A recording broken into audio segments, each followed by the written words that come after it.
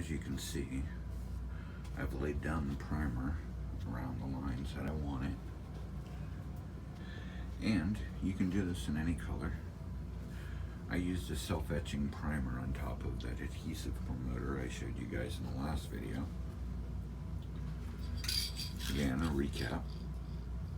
The adhesive promoter, it's a clear primer, ideal for plastics, vinyl, chrome. Then a self-etching primer like this Rust-Oleum or another product. Now when this is all said and done, I'm going to be doing it in a blue